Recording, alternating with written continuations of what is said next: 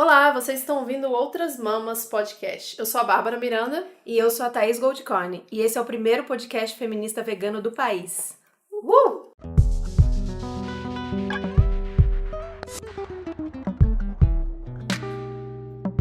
É como se a vida das gerações que ainda estão por vir valesse menos do que a nossa. Sabrina Fernandes. Alguns seres humanos têm de intervir em nome da natureza no debate social. Isso é o que os ecossocialistas querem fazer. Daniel Tanuro. Gente, hoje a gente tá muito feliz que a gente tem uma convidada muito especial e acho que já tem um tempo que alguns episódios a gente fala que algumas pessoas seriam um sonho de participar com a gente. E hoje a gente tá com a Sabrina Fernandes aqui e a gente tá muito feliz, direto de Brasília. Sim. Viemos pra gravar com ela e vocês falaram tanto, quando eu perguntei também quem você acha de convidada especial que poderia vir, muita gente sugeriu, então a gente ouviu e ela tá aqui. Bem-vinda, Sabrina. Muito obrigada Thaís, obrigada Babi. Tô super empolgada de estar aqui, eu acompanhei quando vocês fundaram o podcast, então tô torcendo pra ele durar muitos e muitos anos, falando de veganismo, falando de feminismo e falando de todas as pautas que são correlacionadas, né? Então eu acho muito legal estar aqui por conta disso. Meu nome é Sabrina Fernandes, eu sou socióloga, eu sou ecossocialista e eu tenho um canal no YouTube chamado Tese 11, onde eu falo sobre ecossocialismo, sociologia e através dessa perspectiva eu também falo de feminismo e de veganismo. Então pra mim também é uma honra estar aqui participando de Outras Mamas. Obrigada. Que bom, muito feliz. Aí a gente coloca depois também todos os links e os canais de Sabrina, que vale a pena você seguir ela em todas as plataformas. Então, Sabrina, a gente quer que você explique pro nosso público, né, que é basicamente de veganos. Veganas, é verdade. Tem alguns homens, tem alguns homens. Vamos ao plural no feminino aí, ó. Isso aí. O que é o ecossocialismo e como que ele surgiu na sua vida, assim? Por que você se direcionou dentro dos seus estudos pra isso? Então, tem uma galera que no começo assusta, né? Quando fala ecossocialismo, aí pensa em algumas experiências socialistas do passado que deram errado ou deram certo até certo ponto e depois deram errado e tudo mais. E tem um certo preconceito, né? Da palavra para as pessoas. O ecossocialismo é uma corrente que surge há mais ou menos 30, 40 anos, pegando aprendizados que são aprendizados anticoloniais. Então, pegando aprendizados que vêm da América Latina, que vêm do continente africano e não somente europeus, para trabalhar o socialismo dentro de uma perspectiva que seja de justiça social, de igualdade, mas com harmonia com o meio ambiente. E de fato eu defino o ecossocialismo como uma forma da gente quebrar a dicotomia entre seres humanos e meio ambiente. E pra mim isso é fantástico quando se fala de veganismo, porque também ajuda a gente a quebrar a dicotomia entre animais humanos e animais não humanos, né? Então o ecossocialismo traz muito dessa perspectiva.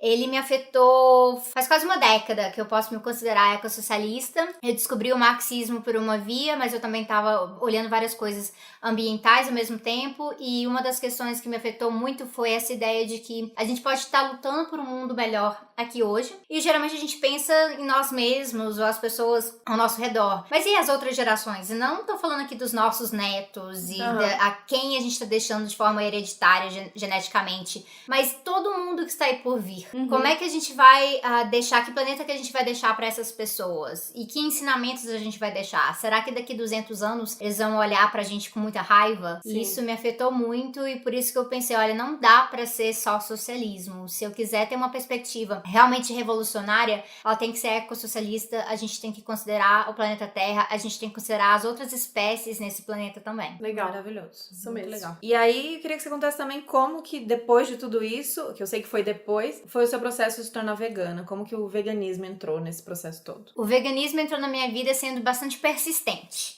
Me ganhou pelo cansaço, porque no próprio debate do ecossocialismo, os animais estão sendo jogados para trás. Tem muita gente que não presta atenção, inclusive é uma briga contínua, uma luta minha dentro do movimento ecossocialista para trazer a pauta dos animais. Às vezes eles aceitam, mas só questões assim muito simples de direitos animais contra maus tratos, mas se falar de alimentação e falar da apropriação dos animais para todos esses outros aspectos da nossa vida, né, de testes em animais, uso de couro e tudo mais, as pessoas já assustam um pouco. Sim. Não querem falar e às vezes levantam a bandeira, não, isso é coisa de consumo ético, é muito neoliberal e tudo mais, e rejeitam e não querem ouvir o debate. Então eu fui capturada por isso por um tempo. Eu achava que era uma pauta de simplesmente moral. Você decide virar vegana porque moralmente você se opõe aos maus tratos animais. E aí com o tempo eu fui percebendo percebendo que não. Tem muita coisa que, além de moral, é política também. E se é político, a gente tem que pautar. Vai além da transformação da pessoa. Lógico que ela vai ter que se transformar também. Mas tem outros aspectos, são concretos, são fatos. E a gente tem que trabalhar com eles também. Meu irmão virou ovo-lacto-vegetariano, então ele me cutucou bastante nesse aspecto, me fez refletir em toda a minha teimosia. Eu gosto de falar, eu gosto do termo carnista, porque o carnismo é realmente uma ideologia, é um tipo de raciocínio atrelado a um grupo dominante que a gente usa pra justificar coisas na nossa vida e Algumas pessoas racionalizar. acham que é pejorativo, não é pejorativo. É só uma classificação. É uma classificação, que nem vegano é uma classificação, né?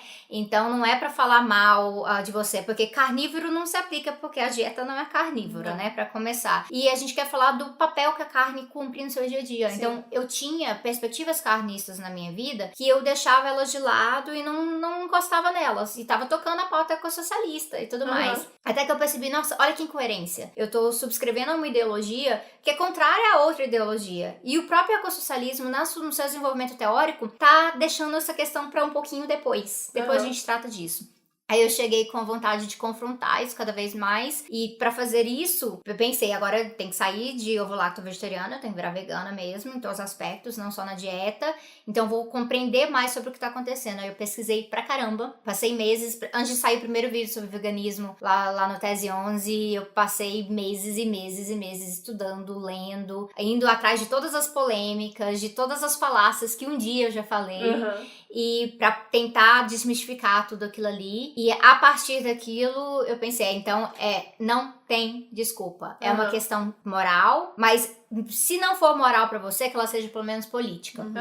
E o moral, ele vai afetar pessoas de formas diferentes, né? Mas o político não deve. O político, ele é concreto. Então, se você tá buscando uma mudança concreta, se você tá buscando uma visão de mundo que seja coerente, você tem que pautar pela parte política. E realmente pega a gente em todos os cantos. Pega a gente pelo feminismo, pega a gente no anticapitalismo, pega a gente na questão da mudança climática, pega a gente no tipo de relação que a gente quer formar com as pessoas do futuro, pega a gente com a pauta ambiental em todos os seus eixos, pega a gente, inclusive, a gente vê, né, eu já tinha comentado com vocês, todo mundo que faz debate do veganismo fala que tem muita gente que usa pobre de token, né, pra poder se justificar.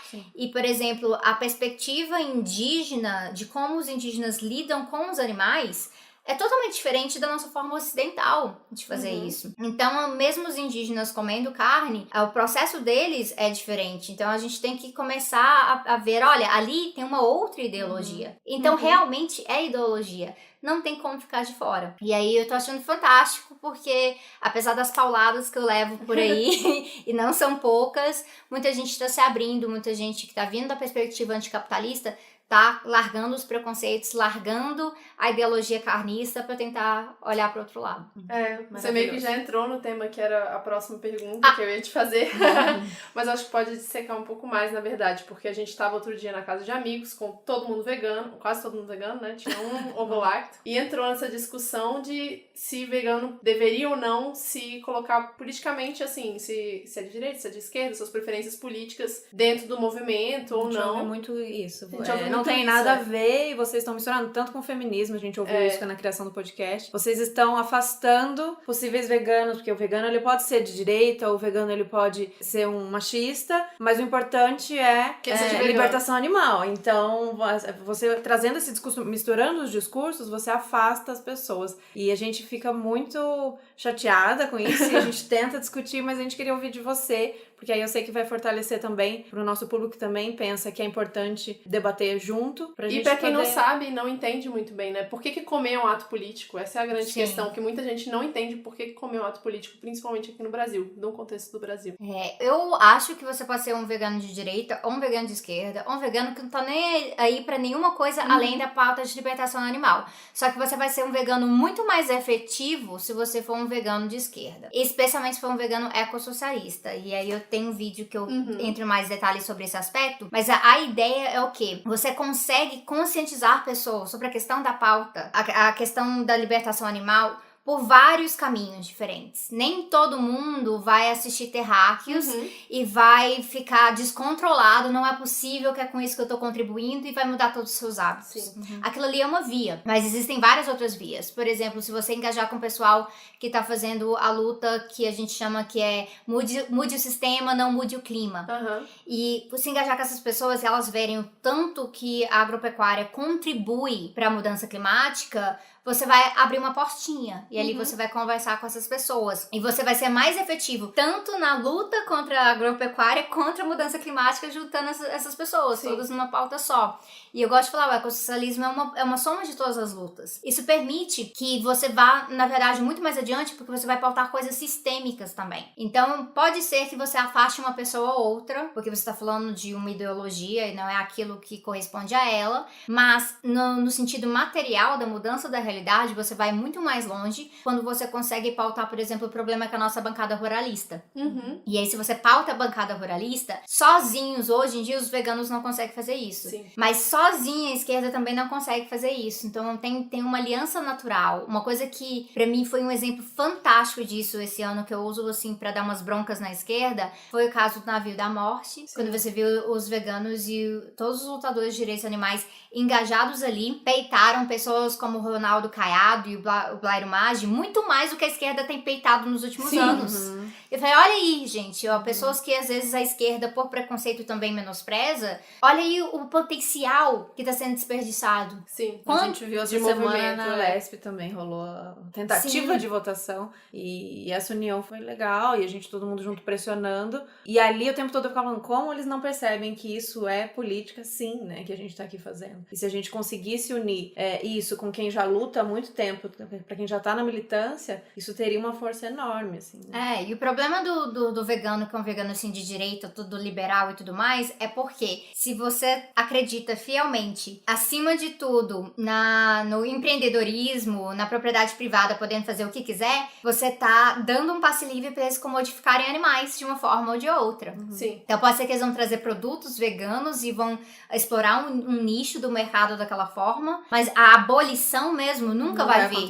Não vai acontecer, porque a perspectiva de propriedade privada, se ela é superior inclusive aplicando aos animais. Então isso é bastante incoerente. Você pode conseguir conquistar pessoas aqui ou ali, mas sempre vai ser um nicho. E se a gente tá falando de abolição dessa exploração, você precisa ir mais adiante. É importante. E na esquerda, se você tá falando de abolição da exploração dos trabalhadores, você quer parar com a exploração, só esse tipo de exploração, ou você quer realmente parar com a exploração? Se for com a exploração geral, você tem que falar dos animais também, e das mulheres, então tem que ter a luta de opressão geral.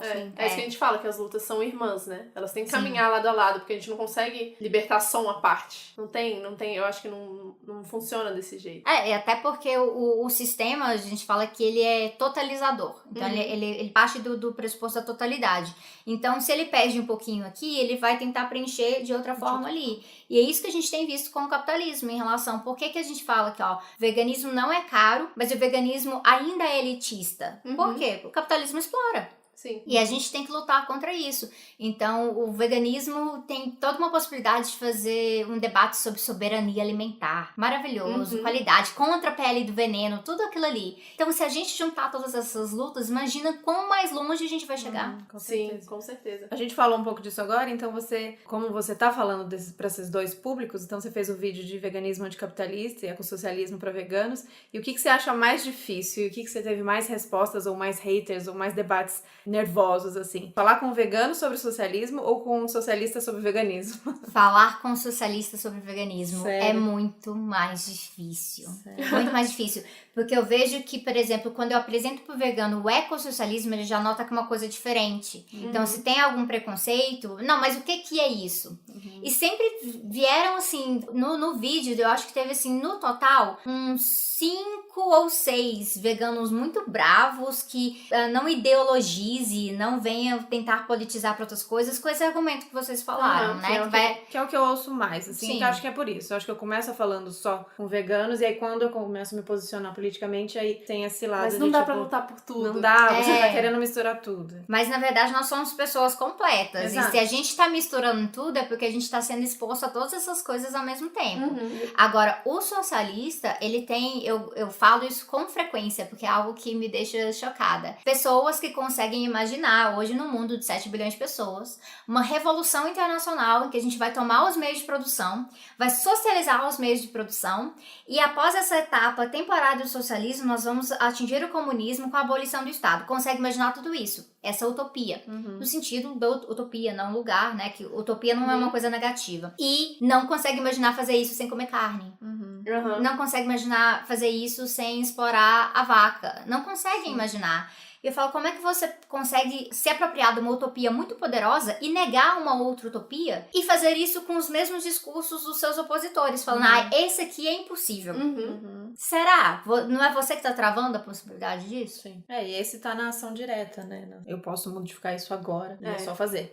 A questão é só fazer. Exatamente. Por exemplo, o limite do consumo ético sobre o capitalismo. Ele é muito, muito, muito limitado. Você vai falar, descobri que aquela empresa usa trabalho escravo, então eu vou comprar roupa daqui. Pode ser que desse outro lugar também usa, você só não sabe, né? E mesmo não usando essa forma de trabalho, há a exploração do trabalhador, há a extração de mais-valia. Então, no princípio do socialismo, a exploração de trabalhadores está tendo onde tiver produção capitalista. Então, se você comprar uma coisa no shopping, se comprar uma coisa no supermercado, tem exploração de trabalhadores. A diferença é que uma exploração é mais degradante do que a outra. Sim. Mas a exploração tá ali. Então, o consumo ético sobre o capitalismo, ele, na verdade, ele é um pouco de uma fantasia.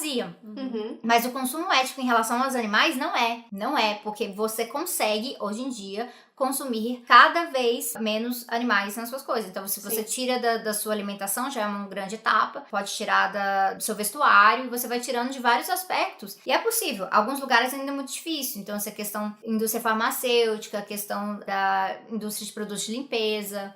A gente sabe que o acesso não é o mesmo para todo mundo. Mas se você pautar isso e tiver cada vez mais pessoas fazendo essa demanda, isso é uma coisa que dá para ser retirada. A outra parte da exploração do trabalhador, realmente, a gente tem que destruir o capitalismo para isso acontecer. Mas a parte da exploração animal já dá pra gente pautar isso hoje. Ela é muito mais tangível, né? Cara, e a gente vê isso porque tem países que estão muito mais avançados na gente, né? E são extremamente capitalistas e tem vários problemas ali. Mas porque se tocaram que, olha, isso aqui realmente é desnecessário. A ideia do que é desnecessário. Todos esses modelos de computador hoje em dia para fazer testes dermatológicos, o pessoal fazendo teste em animais. Você entrou já no consumo consciente, que era a próxima questão. Ai, meu Deus! Muito bom! O que eu estou fazendo? É um roteiro muito bem elaborado. Muito, tá ótimo.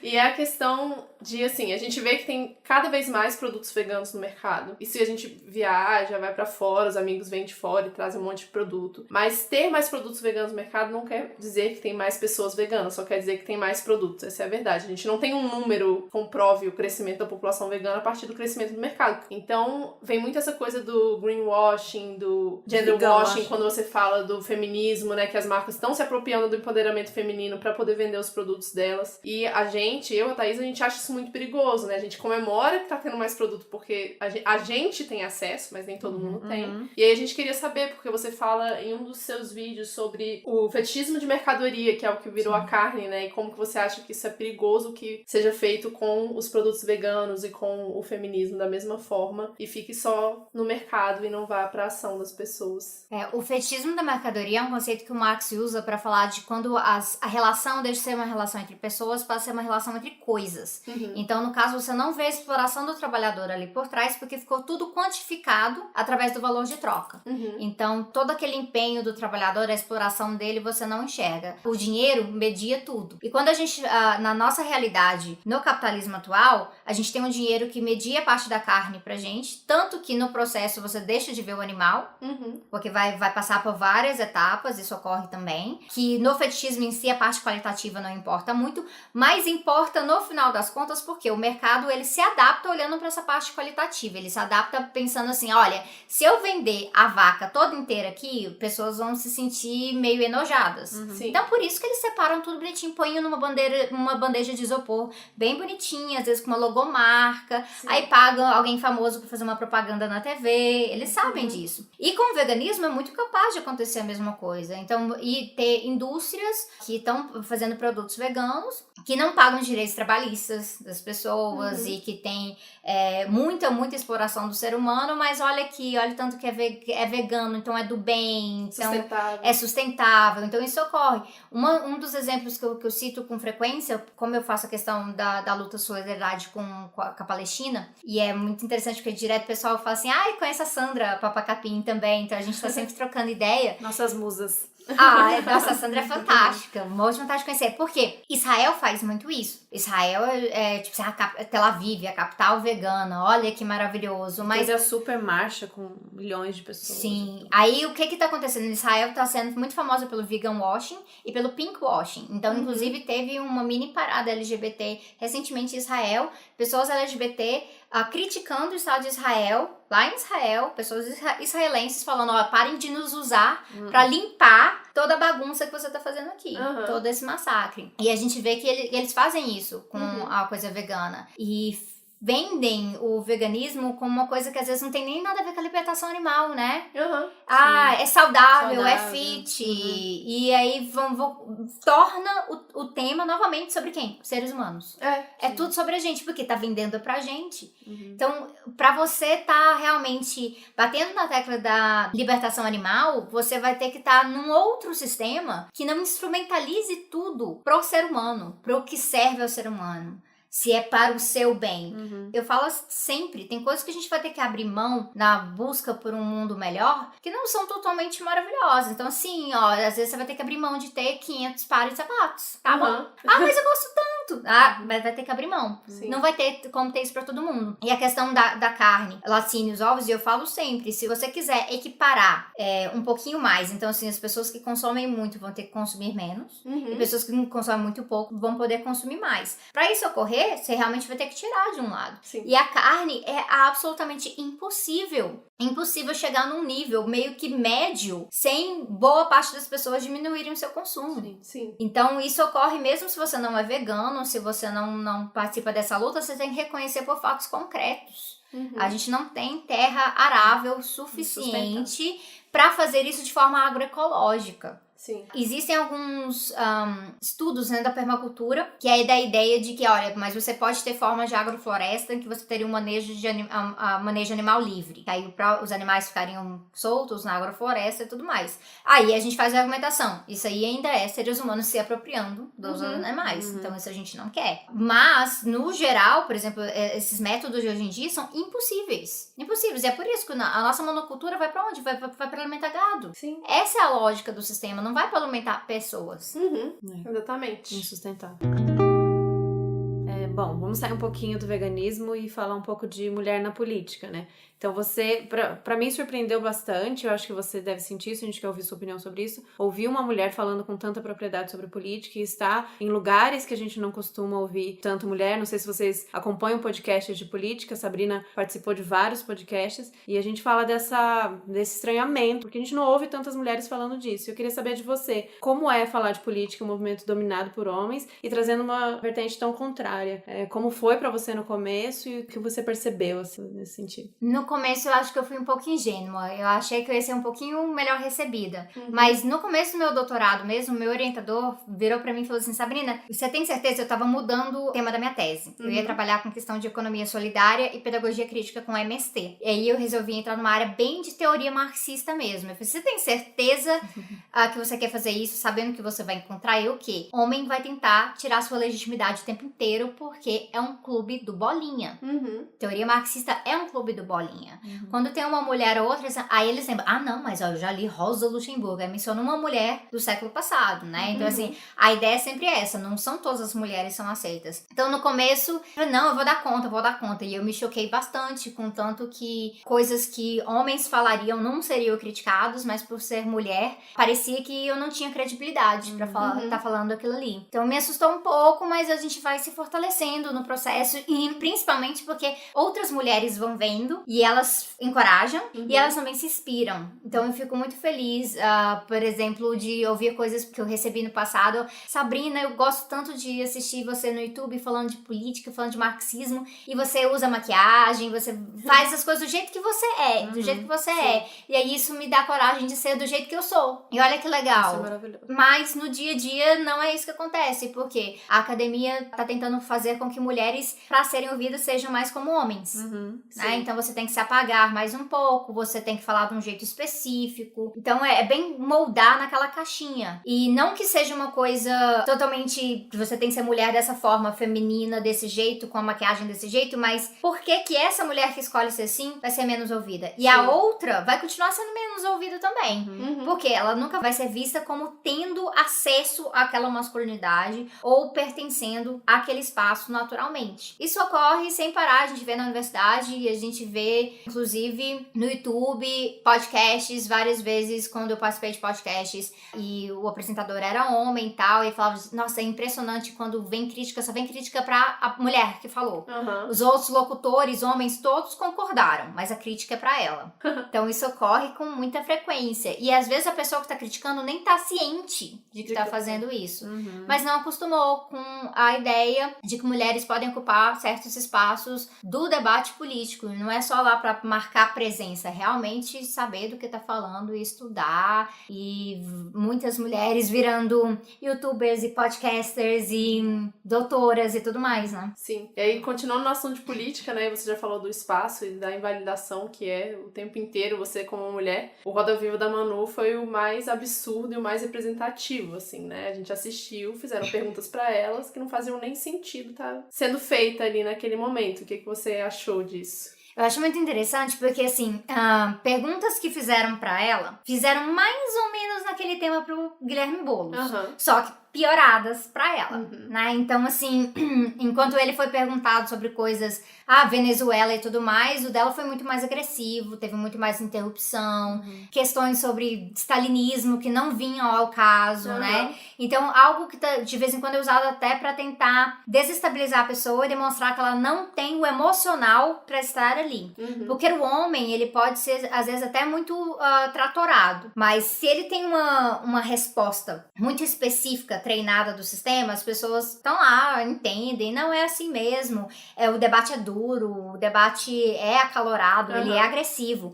Mas quando ocorre com uma mulher e a mulher reclama e fala assim, então ela não tá pronta, ela não tá preparada, ela não sabia que é assim que se debate. Ela não sabia que é dessa forma. E uma coisa que eu gosto muito de falar é assim, a forma tá errada. Eu vejo com muitas camaradas de luta mesmo da militância, que os espaços de militância são espaços muito masculinizados. Tem uma mesa, tem uma inscrição, aí você pede a fala, aí vai lá na frente, aí fala com vozeirão e chama as pessoas e tudo mais.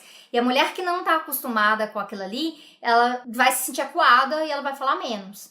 E a outra mulher que resolve falar, ela vai ter que fazer o quê? Ela vai ter que começar a falar daquela forma. Fazer igual. Sim. E a voz daquele jeito, e os gestos daquele jeito. E em algum momento ela vai fazer aquilo igualzinho o homem fez, mas quem discordou dela vai chamar ela de histérica. Porque o espaço, ele é organizado dessa forma. Então, se há um problema que o espaço tá gerando formas de machismo, então a gente tem que começar a questionar. Questionar a nossa estrutura. Isso não é uma coisa assim tão marxista de falar. Foucault era muito mais preocupado com a organização do espaço em si, como aparato repressivo, formas de disciplina e tudo mais.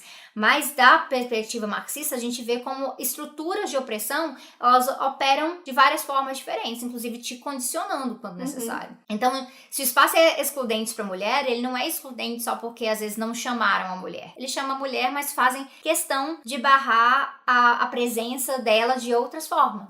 Dela ser ouvida da forma que ela realmente deveria ser ouvida. Sim, perfeito.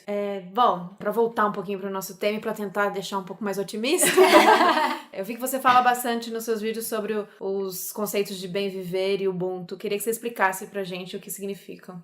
Então, não vou falar muito de Ubuntu não, porque ele vem um pouquinho mais da perspectiva do feminismo negro e o ecossocialismo tá começando a aprender mais sobre ele agora. Tá. Mas o bem viver, ele vem da cosmovisão indígena latino-americana, especialmente dos povos bolivianos. Bem viver e ecossocialismo não são a mesma coisa, mas eles são bastante compatíveis. Porque o ecossocialismo, ele vai fazer todo esse debate de estrutura, de que realmente precisamos de construir um mundo completamente diferente, e o bem viver vai trazer uma forma de você passar a viver de forma diferente. Não é simplesmente se adaptar. Aí o bem viver vai mexer com valores, ele vai mexer com que tipo de pessoas queremos ser. E ele entra muito mais para fazer com que as pessoas compreendam tanto que é importante todas as outras questões do ecossocialismo. Não seja uma coisa simplesmente de cima para baixo, que seja pessoas se juntando e falando, nossa, eu quero pautar a forma de viver por uma qualidade que é diferente da forma que a gente enxerga a qualidade hoje. A qualidade hoje é muito pautada na quantidade. Sim.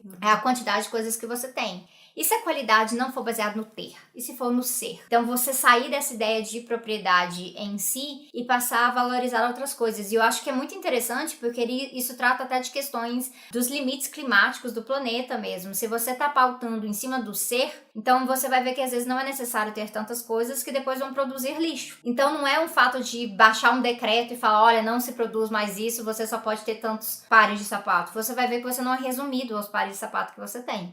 E aí, isso vai vir de si mesmo. Por isso que eu acho que o bem viver ele é muito importante, porque ele vem dessa cosmovisão de sermos um com a natureza, então esse tratamento da natureza como mãe natureza, que é legal, traz a ideia do feminino, né, através disso também, mas que devemos ser um com ela e não ela com a gente. Então não é a gente que vai adaptar a natureza a gente que vai ter que se moldar com 7 bilhões de pessoas no planeta para compreender o que está acontecendo. Lógico que quando os povos indígenas estavam falando de bem viver, eles não estavam pensando nesse nível, né, de 7 bilhões de pessoas lutando contra o anticapitalismo, mas são aprendizados importantes que mudam as nossas formas de se relacionar uns com os outros. Então, valoriza novamente o feminino, então ajuda a combater o machismo, você vai trazer formas de pensar, por exemplo, a sua saúde, que não são pautadas naquele monte de vitamina que te falaram na TV, que a indústria farmacêutica fala pra você. Não, a gente vai procurar na natureza o que a natureza tem pra te oferecer. Então, através do bem viver, a gente retorna pra agroecologia, a gente vai pensar formas de permacultura.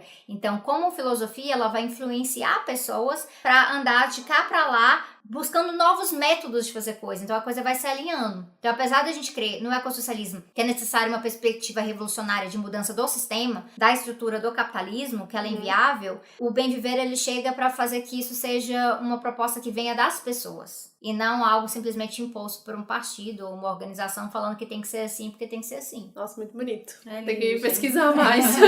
Muito maravilhoso. E é legal que dá um ânimo quando a gente ouve você tá querendo lutar por coisas demais. Eu já sou feminista, você ainda quer que eu seja vegana? Ou eu já sou socialista, você quer... Porque é isso, se a gente juntar tudo, a gente consegue reunir todas essas pautas e assim não é um peso, né? Nossa, mas eu tô cansada demais de lutar por isso. Não é, porque uma coisa vai trazer a outra. Sim, e fica mais fluido, eu acho, também, né? A gente já falou isso no podcast várias vezes, de que o mundo é um só, é um planeta só, a gente Tem tá como todo mundo dividir, aqui dentro, não né? tem como dividir, a gente tem que... Eu não sou só vegana, eu sou vegana, eu sou mulher e eu quero todas essas coisas pro mundo, não adianta separar. Sim. É isso. Você carrega os aprendizados de um pro outro também, Sim. que eu acho fantástico em termos de tática de movimento, né? Quando você percebe que a ideologia carnista te aprisiona de uma forma que é parecida com a ideologia do machismo, você vai encontrar ferramentas, às vezes, diferentes que você não usava antes pra poder combater os dois. Sim, com certeza. Depois Com de certeza. ler... Foi isso que aconteceu assim que a gente leu Política Sexual da Carne, né? Da Carol. Porque aí eu vi, nossa, aquilo que eu sofri aqui pra defender em relação a uma posição machista é o mesmo argumento que eu vou usar pra defender essa posição carnista. Por Isso sinal, é muito você legal. leu o livro? Eu li o livro. Agora eu peguei, tem uma edição nova, né? Que tem uma parte a mais. Eu não li aquela parte a mais. Eu também não li a parte bem mais. boa. É? Legal. Então já fica a recomendação pra nós mesmos, né, Babi?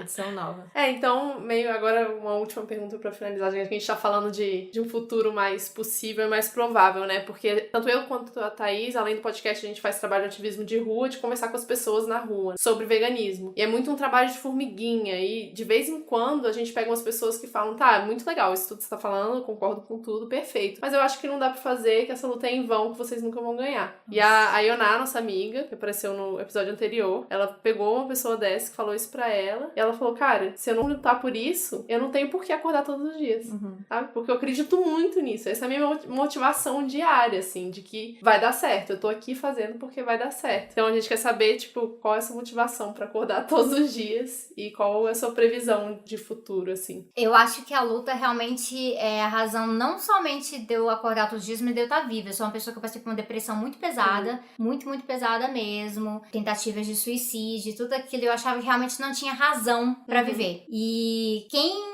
fez toda a diferença na minha vida, na verdade, foi o meu cachorrinho. Que eu vi, gente, olha o amor puro desse animalzinho, né? Toda aquela coisa que da gente pensa, olha, tem outros seres no planeta que estão totalmente alienados da nossa bagunça como seres humanos. E a gente afeta eles, né? Seja os cachorros reproduzindo os cachorros pra dividir afeto com eles, ou seja, pra se alimentar ou pra explorar pra alguma coisa e tal. Eles não têm nada a ver com a nossa bagunça. Então, só a gente que pode resolver isso. E essa ideia de responsabilidade foi algo que me transformou a ponto de eu ter que modificar vários aspectos da minha vida. E mesmo quando eu tô desanimada, mesmo quando a opção poderia ser, olha, eu poderia viver minha vida normal aqui, nem encostar nisso aí, eu tenho certeza que como ser humana, vivendo no planeta Terra hoje, eu, Sabrina Fernandes, seria muito mais feliz, muito mais realizada dentro dos padrões da sociedade de hoje, se eu não fosse militante. Eu ia ter um emprego melhor, que ia pagar mais, eu ia viajar mais, eu ia ter muito mais conforto, todas essas coisas. Só que será que eu seria realizada no sentido de eu estar realmente sendo responsável? Não seria essa perspectiva de, o planeta tem algo a me dar, mas o que é que eu tenho pra dar pro planeta? E eu acho que isso muda totalmente a sua perspectiva quando você se enxerga como nós temos o poder da ação. Os animais dependem da gente. Ou várias outras pessoas dependem da gente. Então, quando a gente fala, por exemplo, da questão da legalização do aborto, aí alguém fala, mas eu não vou abortar, então pra quê? Mas outra pessoa pode depender da sua voz. Sim. Porque talvez ela chegue nessa necessidade. Então, por que não se engajar? A gente ser responsável com o outro. E pra mim isso é muito mais interessante do que trabalhar só com empatia. Porque a empatia, ela é poderosa, mas ela varia de pessoa pra pessoa. Sim. Ela vai ser subjetiva. A responsabilidade, não. Quando você firma o compromisso com a responsabilidade, você pode até não gostar. Às vezes vem um ônus pra você, mas você sabe que aquilo ali é o correto. Você sabe que é assim que você vai conseguir modificar as coisas. E eu acho lindo. Mesmo, é trabalhoso, que nem vocês falaram, trabalho de formiguinha. E o trabalho de formiguinha, pra mim, é o único que faz a diferença mesmo. Porque senão vai ser tudo muito transitório, muito, muito rápido, muito temporário. Você vai conseguir, às vezes, um governo que faça tantas mudanças, mas a cabeça das pessoas vai estar mais ou menos a mesma coisa, o sistema vai se adaptar de outra forma e você não sai daquilo ali. Mas se você faz um trabalho de formiguinha, você vai gerando sementinhas de transformação aqui e ali, e aí as pessoas, se vier outro governo e quiser o contrário, elas vão falar, não, isso não é possível, isso aqui a gente já aceitou. E é por isso que hoje em dia tem todas essas mudanças, né, da gente falar, olha, hoje em dia não é aceitável mais ficar escravizando pessoas. Não é, né, exceto no Catar, que isso está acontecendo pra Copa, da próxima Copa, né, infelizmente. Situação de trabalho escravo e tal, mas todo mundo fala, é um absurdo, é um absurdo. É um consenso de que é um A absurdo. sociedade já tem uma posição sobre Exatamente, só que poucos séculos atrás a sociedade ficava debatendo se pessoas negras tinham alma, se eram realmente seres humanos. Então agora, onde a gente tá no ponto? Finalmente vamos bater na tecla, olha, animais não humanos não estão aí a nosso dispor. E aí parece uma coisa muito maluca e alguém vai falar, é em vão, essa luta sua nunca vai acontecer. E é a hora da gente falar, se apropriar da palavra, que pra mim é a palavra mais linda, as pessoas ficam usando da forma errada. É a nossa utopia. E a utopia nos guia, e a partir dela, um dia ela vai deixar de ser utopia, ela vai ser realidade. Legal. Muito lindo. Ai, gente, que programa, que lindo que ficou esse episódio, tenho Maravilhoso. certeza. Amei. Espero que vocês gostem tanto que a gente gostou. Então conta pra gente, espero que vocês digam o que vocês acharam, que agora é assim, agora é só convidada, que a gente quer falar com mais gente, agora fazer outras vozes, outros debates. Então, contem pra gente o que vocês acharam. E quem não conhecia a Sabrina ainda, por favor, eu não sei o que vocês estão fazendo da vida de vocês, corre lá, conversar com ela, seguir ela, ver todos os vídeos, aula, pega um dia, tá fazendo nada, estoura uma pipoca Sim. e vai assistir todos os vídeos. Então é isso, muito, muito, muito, muito obrigada, Muito Sabrina. obrigada. Foi Obrigada a maravilhoso. vocês. Você é uma pessoa muito especial, tô muito feliz de ter te conhecido Ai, e você tá aqui com a Vou gente. ficar emocionada, gente, que lindo. Muito obrigada, pessoal. Continue acompanhando a maior força aqui pro podcast, porque a gente precisa de mais gente falando de feminismo e veganismo e todas as outras pautas políticas que acompanham essas, Sim. que são muito, muito compatíveis. Isso aí. Isso. Valeu, Obrigada, até o próximo, beijo, gente. Até o próximo. Beijo. Tchau, tchau. verdade. Muito bom. Muito Foi muito legal. Que bom.